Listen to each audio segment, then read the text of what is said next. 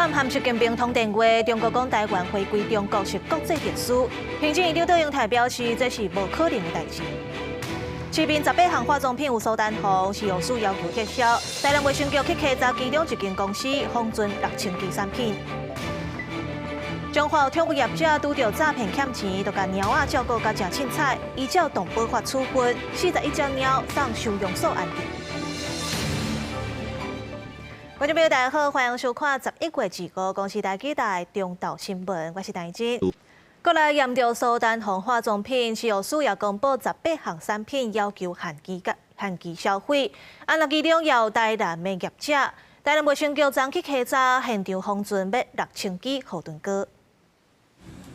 台南市卫生局人员疑是下晡去安定区一间生机开发公司，当场封存将近6000支护臀膏，主要因为发布食药署公布第2波禁用色素名单，牵涉一间原料供应厂向全台12间业者提供原料，其中18项产品验出有色素苏丹4号，内底嘛包含侪知名商品。台南这间业者主动通报，卫生局专属封存，后续嘛持续监督落价甲回收。益宏企业有限公司进口的红色复方原料3批，批号分别为今年的1月13号、2月18号及10月10日，含有化妆品禁用色素苏丹4号。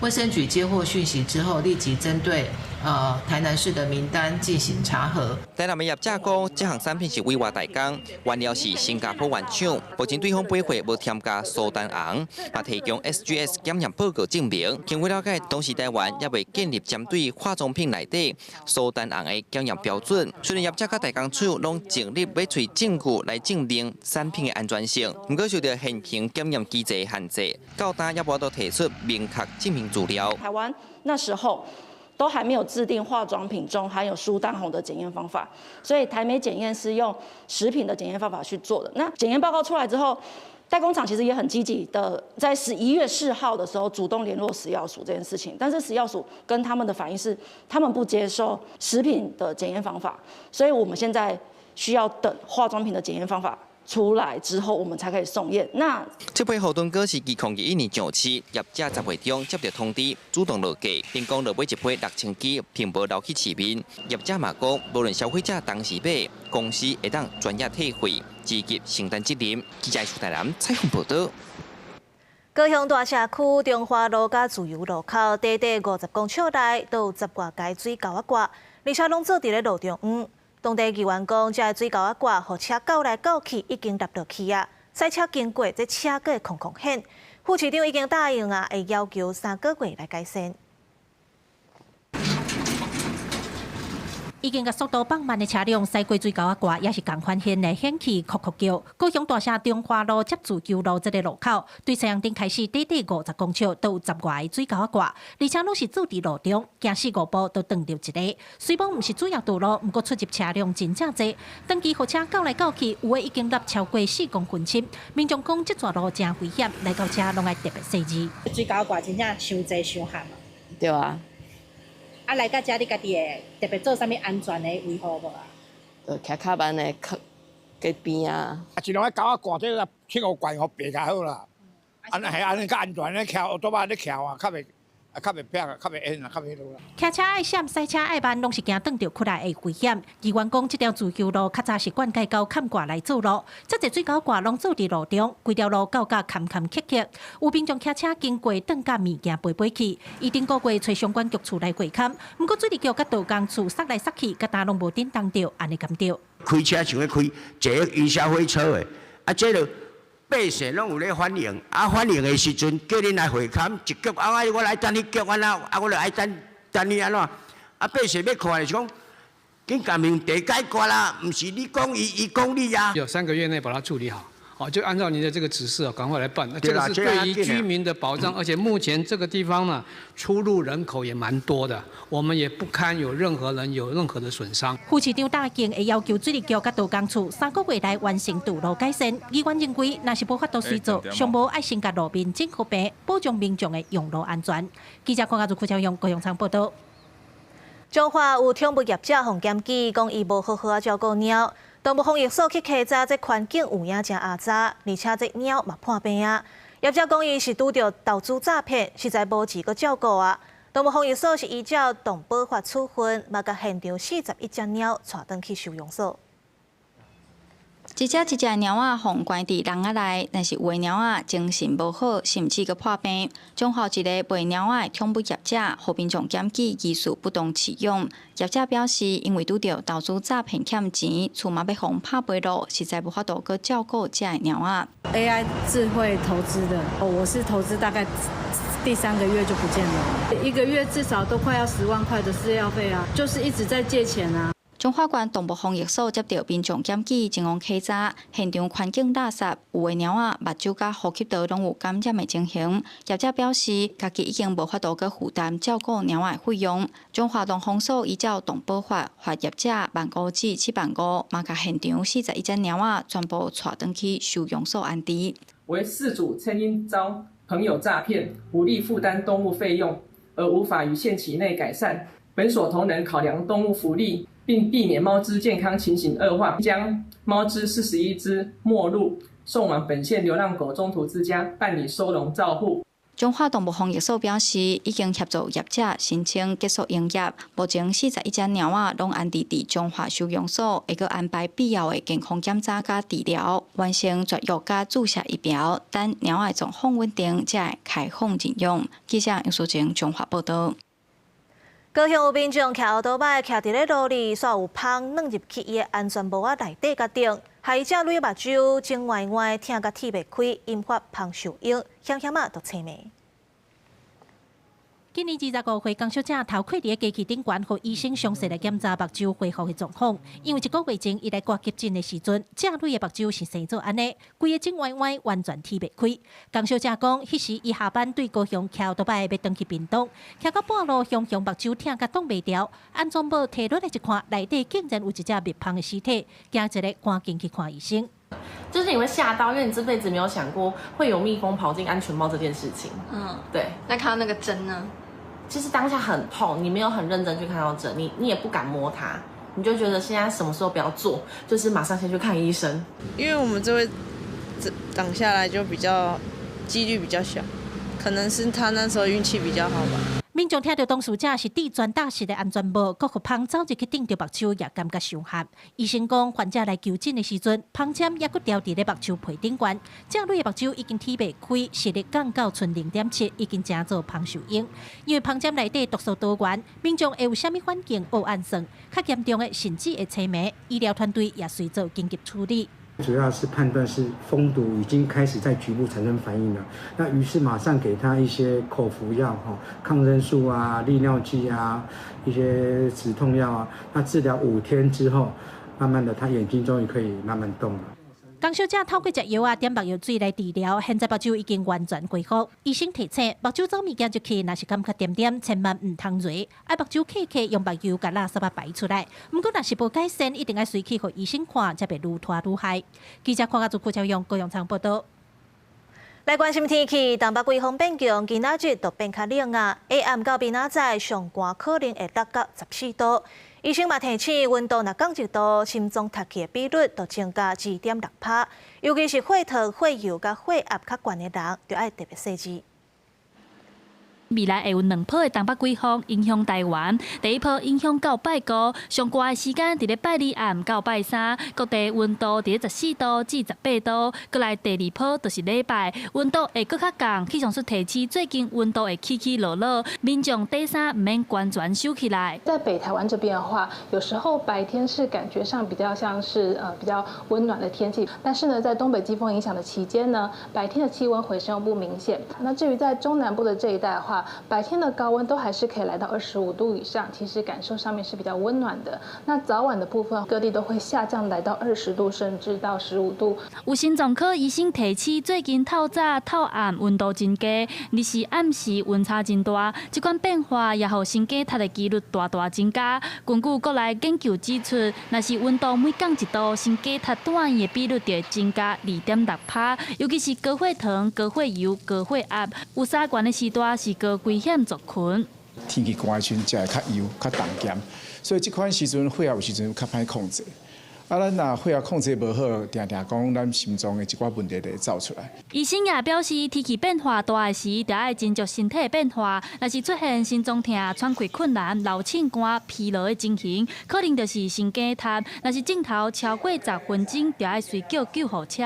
或者天气冷的时候，会出现胸闷、胸痛的症状。那些症状可能会伴随一些交感神经激活的一个表现，包括冒冷汗，包括辐射痛，可能会辐射痛到下巴、到肩胛，这些都可能是伴随心肌梗塞出现的症状。医生也提醒，天气寒时大浸温泉，唔通浸超过30分钟，心脏的负担较袂遐大。另外，流感预防车就要赶紧去做，避免会着流感变重症。记者第一选谢桂玲台北报道。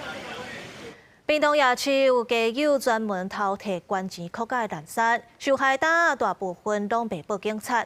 若前几日是阁出现一个查甫人，趁这店头收大无人，就甲爱心捐款的钱装入去家己的落地仔内底。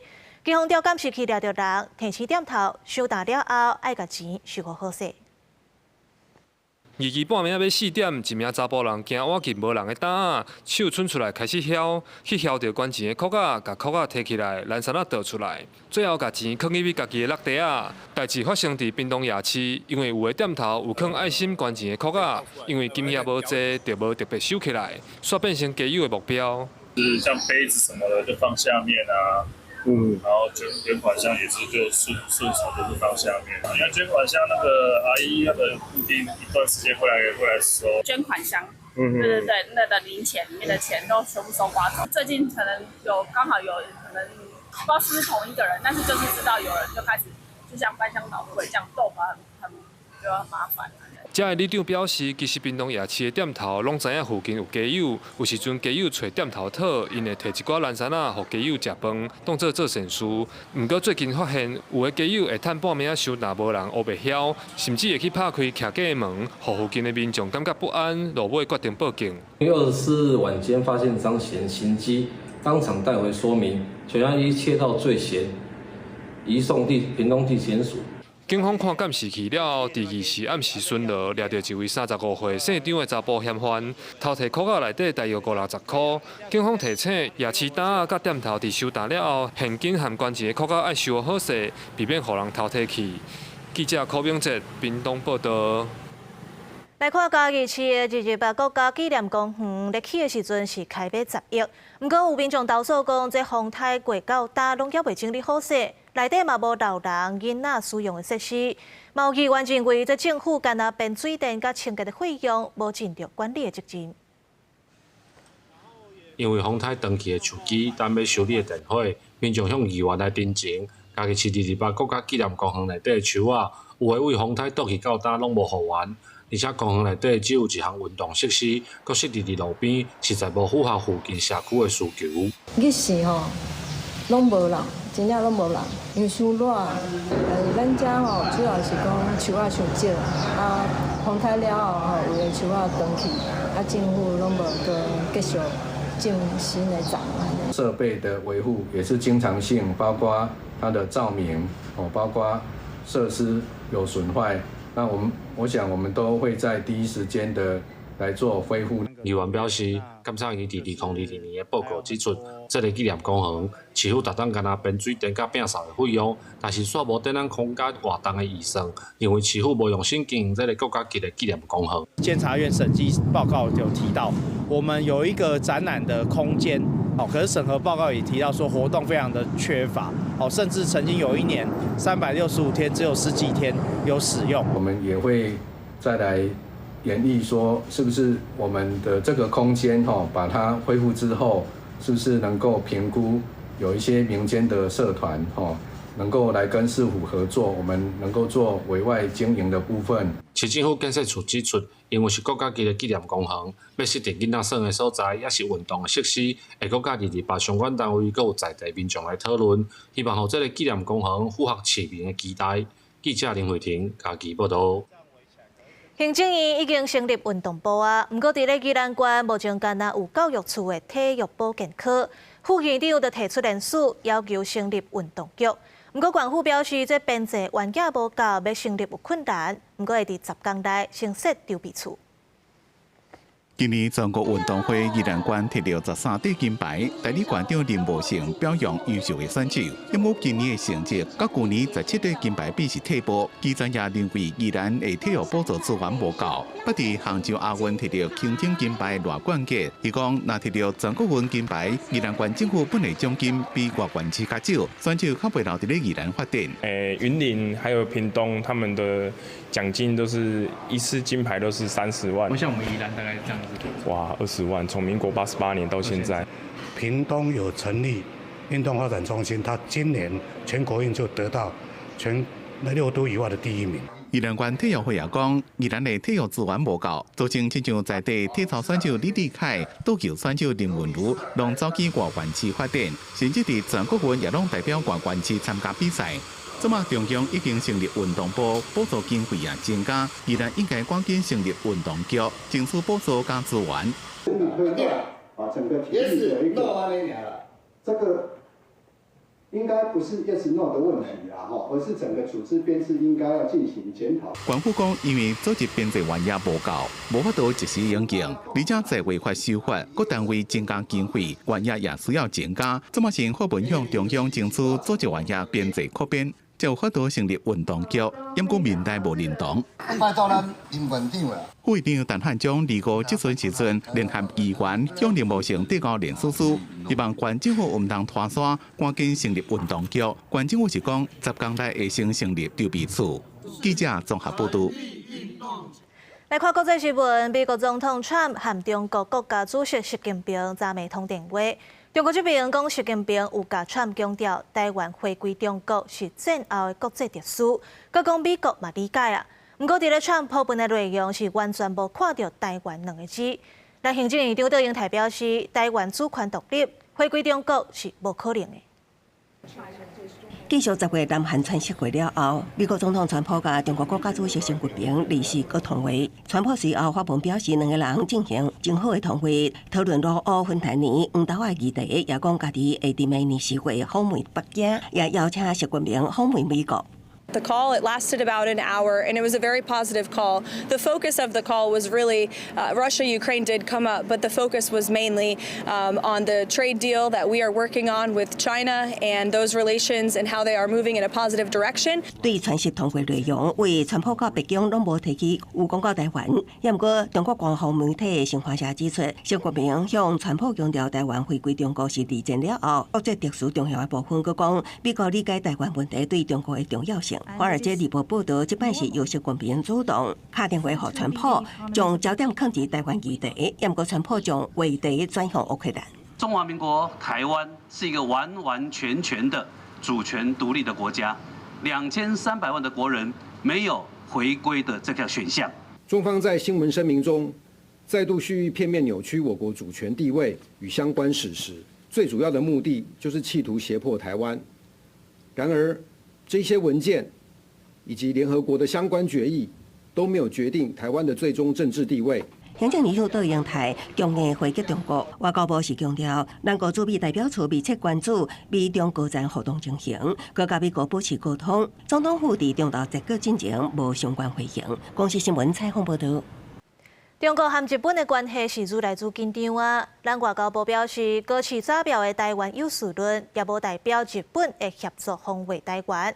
不过，保台抗亚组未来警政署保持特机动中队也头一届伫淡水海南站执行防护演练。中华电信淡水沙轮机房站内传出阵阵的枪声，警力压情伫相关点戒备，更较有人伫亲像迷彩头盔，其实因是接受过军事训练了后头一摆出现的警政署保利特机动中队，正咧执行淡水海南站防护操演，因为这个攻占海南电路甲全球电信网络结合，和 IT 列入国家基础设施保护计划机密地点。演习是先做好准备，最近中日关系因为台海议题很紧张，中国阁宣布你是伫有甲午战争历史遗憾的山东省劳工岛海峡进行实弹射击日本防卫大臣小泉进出郎伫实测离台湾110公里的乌那国岛陆上自卫队的时，正是要伫当地部署飞弹，佮抛出甲美国驻日本大使。同齐食早顿的相片，佮表示会进一步强化美日同盟威胁甲应对能力，引起咱国立委的关切。从与那国岛的这个位置来看，它对于美日台之间的这个安保有何重要性？那我们是否应该建立常态的这个对话或协调的相关机制，有帮助于维护台海的一个安全？我想跟日本各方面的对话一直在进行当中，军事同盟啊，或是签订同盟条约啊，是不是？那对于我们台湾国土多一份保障嘛？寻求签订正式军事同盟，并不一定是保障安全最好的方法。外交部处长高志忠指出，高市的讲法遵循日本政府既定立场，无法度直接解脱时，日本会协防台湾。咱国也无甲日本建立正式军事同盟的规划，强调对台湾来讲，当前上重要就是降低冲突，协助战争爆发，各甲友盟国家维护台海和平稳定。公视新闻采访报道。因为美国四大指数收盘拢起，台股今仔日开盘嘛是红记记，早盘上悬有冲到27000点。另外，台币关税特别公布啊，科技业也烦恼，这关税若抬起到232条款顶悬，冲击会真大。拜二台北股市开悬行悬，开盘时阵26995点，早盘上悬到27118点，其超过600点。宽达股台积电高重新徛起哩1400块，早盘上悬有到1425块去50块。基本上方向还是往降息的方向走，那这当然对股市就是一个比较大的一个激励的作用，因为确实它可以提供比较多的一个流动性，但只是现在大家的想法是，到底这个速度到底要快或慢？除了股市这份震动引起大家注意，进前英国的《金融时报》报道，台美关系就即要公布，台湾有可能答应投资美国差不多4000亿美金。行政院经贸办迄当阵讲，谈判团队继续透过视讯会议谈判。不过，大家关心的是，以后是不是对台湾的经济会造成影响？对传产来说，目前关税抵定天花板已经知道，再加上川普的关税可能被最高法院驳回，是好消息。但对科技厂商来说，他们会担心，今年台湾对美国的贸易顺差这么的高，再加上232关税、半导体关税，不知道还有什么结果，这个厂商会担心的。所以我想，厂商没有办法完全做准备，只能就目前的资讯看起来是已经把最坏的情况过去了。另外，伫房市这部分，央行第7波信用管制也未放定，但今年专家就有测，房市将会自去年的量价拢起，变做量缩，继续倒一波。维持目前的一个管制的一个这个基调，应该是几率会比较大哈。那么也就是说，还是会持续的观察，像是在不动产的整个集中放款的一个集中度的一个表现。那么或许在这个松绑的时间点，那么可能会比较是放在明年的上半年。因为 AI 的调无体，但经济专家就认为 AI 将会当帮助解决台湾少子化所引起的欠工的问题。AI 被取代人力，也过一段时间。记者综合报道。行政院颁布的在违法修法草案，顶礼拜送去立法院。不过在野党质疑中央无甲地方的试算资料，放调要甲草案退回行政院。行政院长赵永泰就批评南北两党青帮白帮要修法，害政府机制。在违法的修法，经过1年的调查攻防，到即马拢还未有结果。知影先是3读通过，再个修版本的在违法，行政院版本的伫顶礼拜送到立法院要并复委审查，但是煞有可能会互退转来。若要质疑行政院无提供各县市的试算资料，厂商讲要伫定数委员会甲行政院版的在违法退转去。对这行政院长杜永泰是强势回击，批评南北是无守承诺，紧逼咧修法互政府机制。结果是让政府要举债，要负担更多的债务，所以匆匆忙忙的是让政府破产，而且更严重的是，竟然不允许行政院从容的跟地方沟通。杜英台强调讲，这礼拜会持续来讨论，希望和地方来达成最高共识。有共识就有具体数字。伊表示，行政院办的财委会针对统筹分配税款、一般补助款和计划性补助款，加起来对地方的补助绝对是比114年度的数字更加悬。但是哪位无得插？不管中央动作上慢，因为财政部提不出计算表。财政部长就打电话给我，说试算表算不出来。那这样子的话，那当然不能互为啊。既然试算表都没有，那代表你也是闭门造车啊。没有人有这么大的权力可以阻挡行政院的财划法，因为财政是中央的权限，预算权就是行政权。民进党认为在野是赶紧乌白在收财委会，冲击地方的财政。欧阳调野爱公平来看所有的版本，充分来讨论。另外，行政院今日针对14已经三读通过的拿白财委会来提出复议。导演台在备询的时阵讲，最后的期限是27，希望这3天立法院会当有一寡作为，或这台失速的火车会当停落来。记者综合报道。一年一届的劳工和社会运动游行秋斗，11月30这个礼拜下晡1点要起稿。劳工团体今仔日开记者会，招台湾人做伙上街头，突破执政党抗中保台的白插话。我们今年的另外一个诉求是反战求生。我们不希望台湾在赖清德的领导下，最后走向战争。我们反对向美国无条件的采购一些没有必要的装备，让台湾大量的军费闲置在这个领域，排挤了我们社会福利跟教育的各种的预算的支出。劳工团体批评民进党巴结美国，美国是已经提出对顶关税，冲击台湾无益，害劳工团体和劳工家庭是真歹过。政府的态度煞正两者谈判无透明。另外，这届游行会邀请南北两党的两大在野党的主席来参加。中央批发现金1万块，新竹环山乡阁加拨5000块，为拜日开始连续3天会伫乡内分，大约有12000人会当领到钱。1、2、3、4、5。对。1、2、3、4、5。领到5000块红包，怀山乡亲大人拢笑嗨嗨。加上中央最近发的1万块，怀山乡一个人就有15000会当用。有一个阿伯厝内总共有9个人，一个领就是45000。有钱你谁不开心呢？对。领到钱要怎么花呢？领到钱打算怎么花？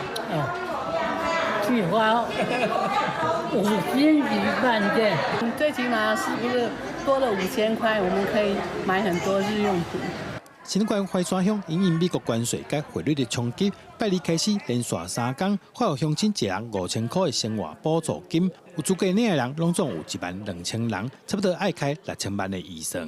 这2、3年来的税基盈余呀，我们有将近6000多万，快7000万。所以呢，我就把全乡的人口数大概现在有12000人，把它平均下来，每一个人用税基盈余，我们发给每一个乡亲呢，每一个人5000。我们横山乡的一户大概有3到3.2个人一户，所以呢，一户我们平常可以拿到中央的是3万，再加上地方的1万5，大概4万5。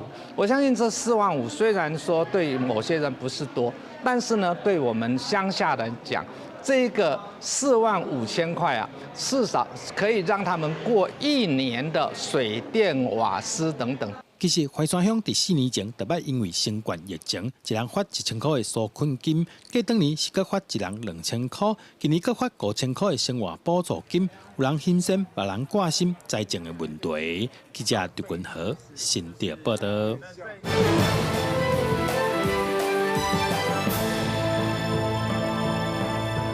美国这礼拜是要过感恩节，不过最近这3个月有超过200万只火鸡着鸡灾死亡，今年火鸡计数可能会起4成4。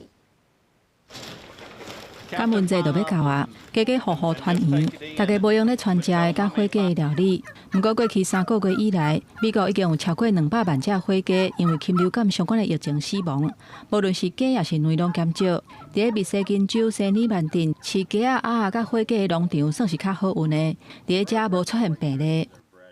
It really is a great feeling to be able to provide someone their centerpiece. What's Thanksgiving without a turkey? 美国农业部预估，火鸡的数量减少，会让今年大麦价销起44%。不过，真侪店头也是有拍折，让消费者伫咧感恩节莫有伤大经济压力。虽然火鸡比去年较俗，不过感恩节其他料理的食材就无一定啊。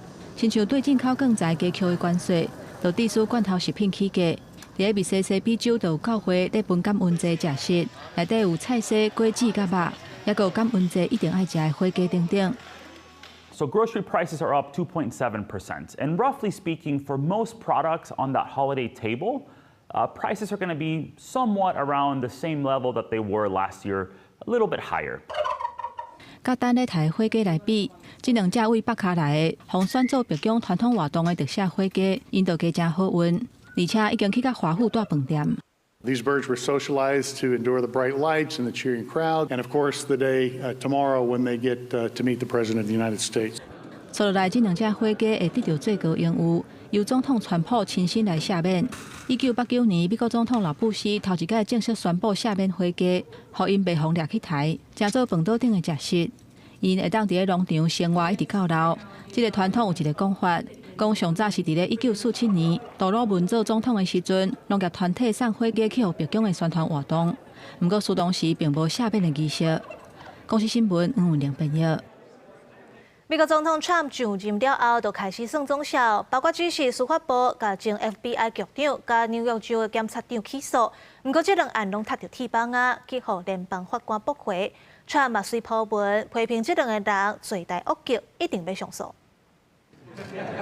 康米是川普第一任期的联邦调查局局长，伊因为领导罗西亚介入2016年美国总统大选的调查案，去互川普洗头路。川普重新执政了后，康米9月就去互司法部以做伪证甲妨碍司法公正为理由来起诉。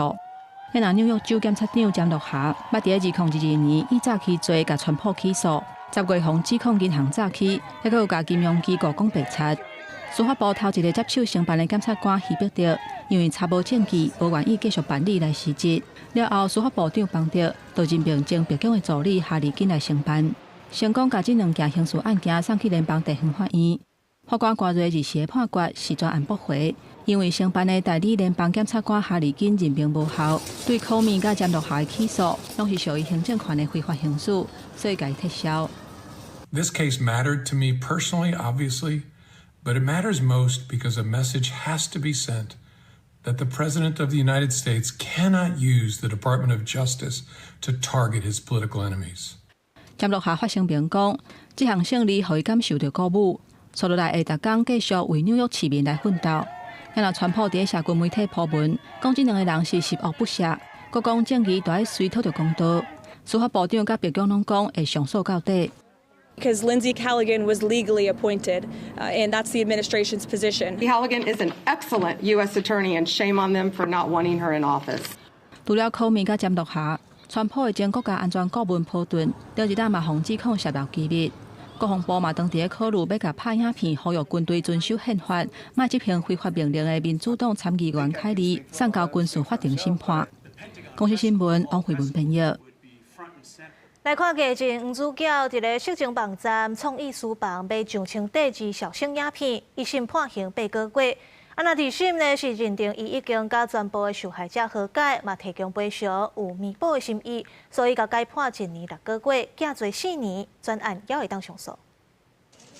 伊早几啊摆开庭，面对媒体提问，全程拢点点讲话，家己经过界MeToo事件的艺人黄主角，防指控伫创意书房论坛，要就传播未成年性影像，一审以二小性不赦防制条例判刑8个月，并扣10万罚金。专案经过上诉了后，二审第2号宣判，该以告诉法判黄主角1年6个月刑期，缓刑4年，专案会当上诉。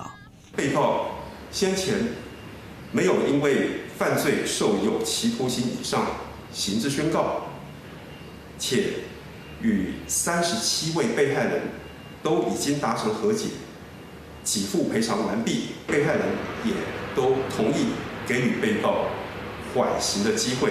虽然判决理由说明黄主角为家己需要加入论坛加入会员，下载多存搁持有性影像，有害儿少的身心健全发展，甚至专案的受害未成年，搁较为一审认定的35人增加到37人。也毋过伊进前无有故意犯罪互判刑，而且甲全数被害人达成和解，互因赔偿，可见伊有意弥补有具体作为，被害人也同意完刑，所以宣判完刑。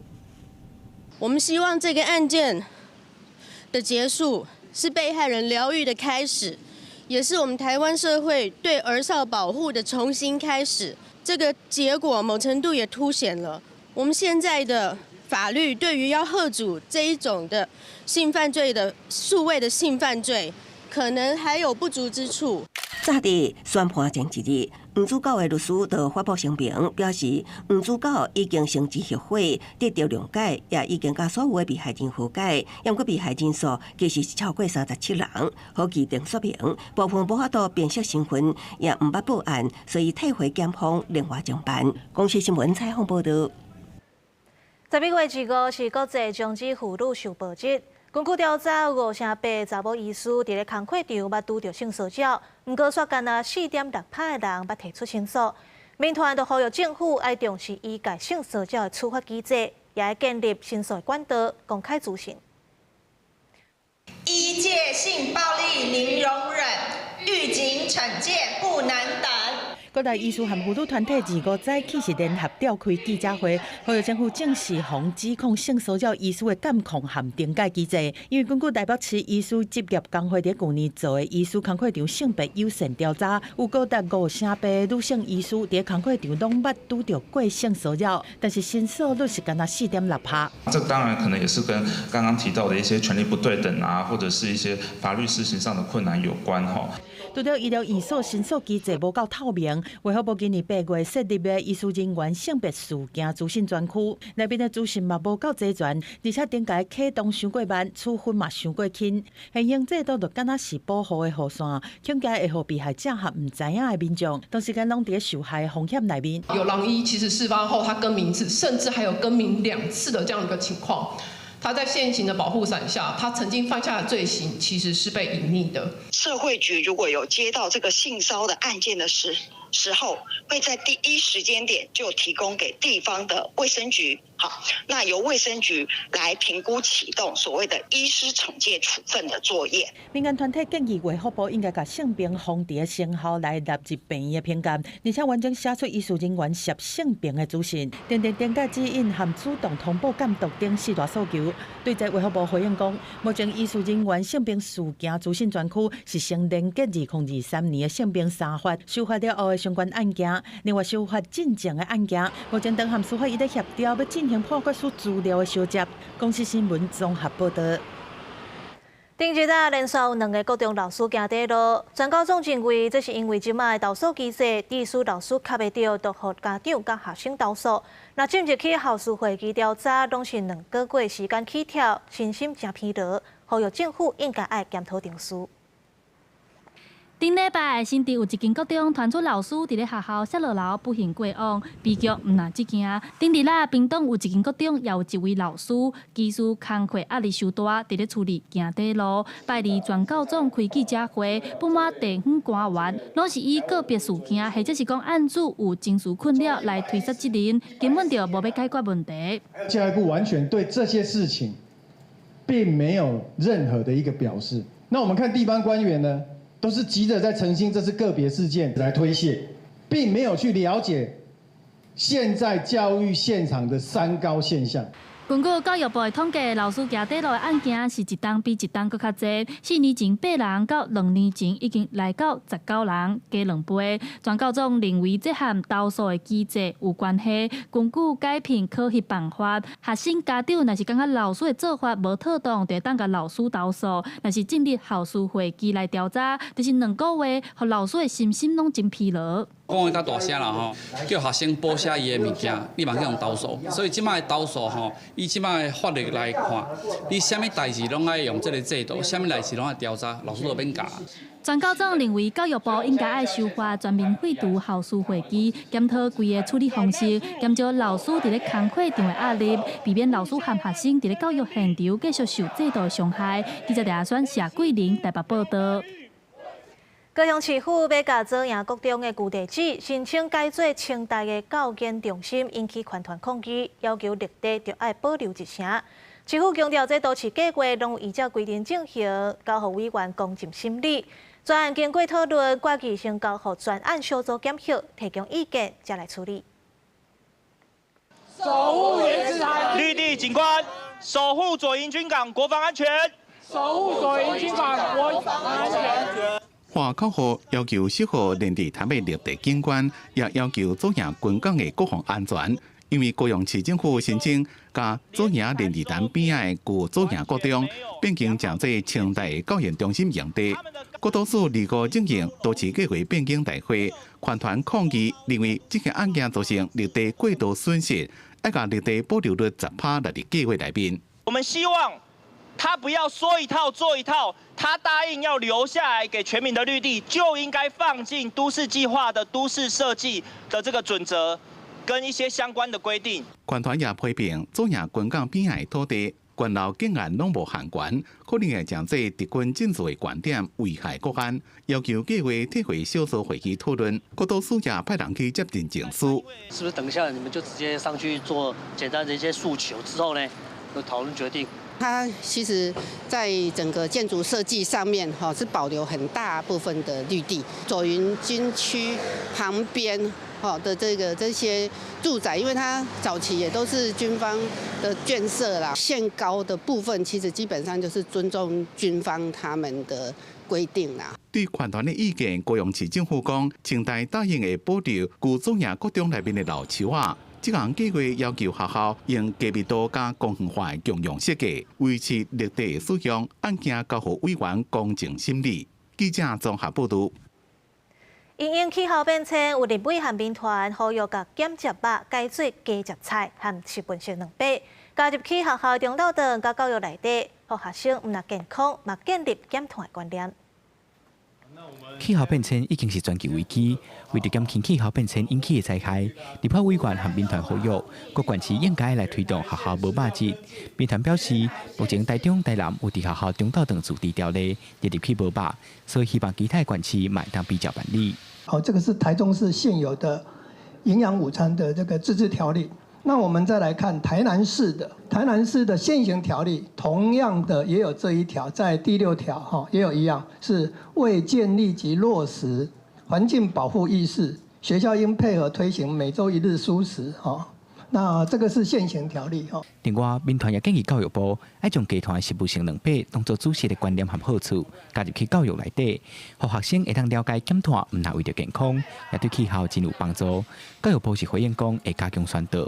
那我们也会继续在健康饮食的教育里面去推广不管是食物与营养，或者是我们饮食与健康促进，或者是我们环境永续就是珍惜食物啊，还有就是我们这个低碳的这个饮食的部分我们会持续来落实。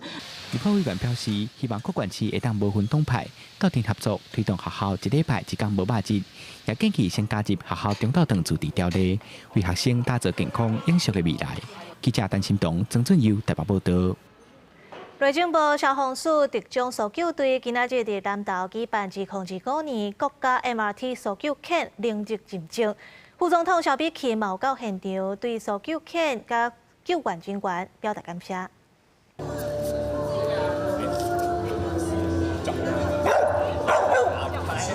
领警员下指令，搜救狗拢会当完美呈现。国家 MRT 搜救狗能力认证活动，29到28日南投德山的消防署中部备管中心展开。这届有台湾18组、日本2组，计共20组参加。科学项目包括36点钟连续搜救任务，地方去建筑土石流遮的灾害场景模拟搜救。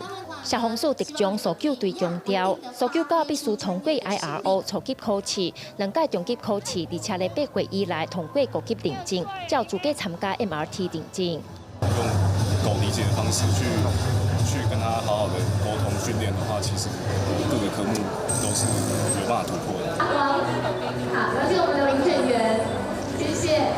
副总统萧美琴嘛亲自发送给参加认证的搜救狗鸡腿造型的七头米啊。咱台湾的搜救狗有几哪届国际任务的经验，包括112年土耳其地震时就救出2名受困者，去年也参与02、03华人地震的救援行动。在 MRT 认证的开幕式，副总统萧美琴也在致辞中表达对这的搜救犬队伍的感谢。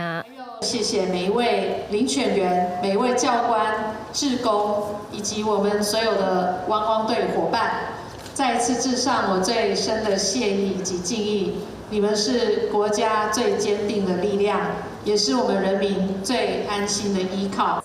内政部表示，将持续强化搜救狗培育体系，推动领犬员专业发展，并且引进 AI 定位。行为辨识甲灾害模拟科技，建立更加科学化、系统化的搜救训练模式，同时持续推动甲其他国家搜救单位的交流甲联婚，深化国际人道救援合作。记者辛平基南投报道。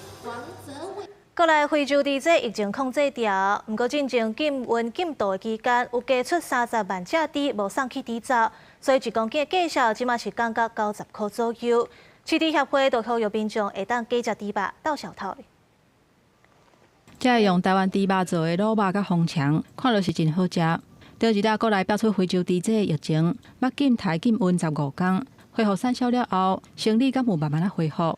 不敢吃台湾猪肉，不会啊，不会哦，还是照吃。对，那个也没有影响啊。我觉得我们台湾的品质很好啊，管理得很好啊，不用担心啦。甲疫情进前来比，猪肉价销1公斤超过100块。疫情了后，重新恢复运销甲屠宰，先开始价销要是有100块，不过最近豆豆降到90块左右。中华饲猪协会表示，要甲禁台禁运送的期间加出来30多万只猪消化掉，需要时间，所以希望消费者会当尽量到3天。去化这些30几万头的猪，要花一点时间，不容易。多吃一点会帮助产销。当然，但这个会帮助产销的。多吃2口这样。对。中华民国饲猪协会指出，猪肉价销爱伫咧1公斤90块以上才有够成本。目前希望理想的价销是94块以上。针对敢是要永久禁止用喷饲猪协会呼吁中央都要考虑相关工作人员的收入，希望全面禁止。处理是有风险的，如果不要再让非洲猪瘟再次的骚扰我们台湾，为了200万人的生计，应该是全面禁止。针对这点，农业部讲也未决定。就还在讨论好，一定会对外讲。不过，农业部甲环境部强制要求再喷的车爱按 GPS， 用喷饲猪的饲猪场爱按温度影像监视系统，看到哪像都是要开放用喷饲猪。饲猪协会讲，会当同意使用食物性原料甲禽类下脚料，坚信反对用加护，也有营业的喷来饲猪。中央若是唔听，会招饲猪的农民自告做伙上北抗议。记者综合报道。非洲猪这疫情爆发了后，农业部是禁止用喷水饲猪。若台中的喷水咧，为11月初3开始，拢送去焚化炉烧掉。不过，昨文山焚化厂因为这量伤济啊，所以有暂停收喷水。环保局表示，经过调整，目前已经恢复正常。不过，环保团体是认为讲，未来应该爱管制这喷水送去烧掉的量。伫台中文山焚化场的头前，喷扫车是排甲落长。告诉讲，这种状况已经持续几啊天啊，逐摆一等都要等几啊点钟。等很久啊，都是等2个多小时啊。你从这边到后里就要半个多小时了啊，而且高速也会塞车啊。告诉还讲，这种状况会使讲是逐天拢在发生，有当时也无法度，搁再去后里焚化场，而且到现场发现讲同款嘛是爱排队，实在是有够无奈的。而且文山厂2时，搁因为伤坑坑伤过淡，造成粪扫规个出落来，中下站拢出去，中紧急关起来，连一般粪扫嘛停收，一直到整理了，迄暗才搁开始开放。分担啦，应该是大部分是安尼啦。无较早要塞车是较少啦。除坑没有办法及时的来排水，造成上面的垃圾不断的往下滑落，让整个清道口已经溢满出来。台中市目前逐天的喷量差不多伫250栋左右。初三开始改采全面入去焚化炉来烧，但是外界质疑讲喷燃烧粪扫的比例袂当超过10%，但台中市目前3个炉平均燃烧比例已经超出袂少，文山厂甚至是高达24%，才造成这种状况。款团嘛烦恼讲，若调度拢无改善，这种状况有可能过一摆来发生。可是文山厂它当初就是不应该收这么多的厨余进厂，而是应该要分流到乌日厂跟后里厂，会是比较好的做法。昨日已恢复开放收受厨余及垃圾进场，提醒民众排出厨余前，请确实沥干水分。环保局表示讲，3个焚化炉平均逐天加起来是差不多起化270多吨的石喷，会配合回收也是运送距离这因素来调度分配，目前是拢个会当应用。公司新闻综合报道。天气玻璃赛来关心下半晡的温度。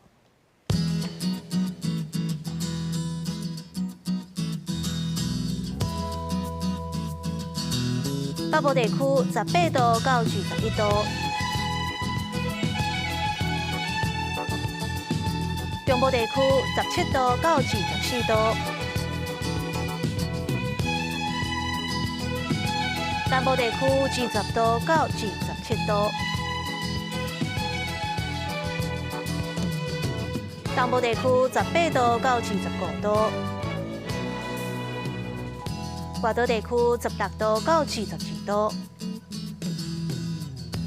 各未来3天的天气。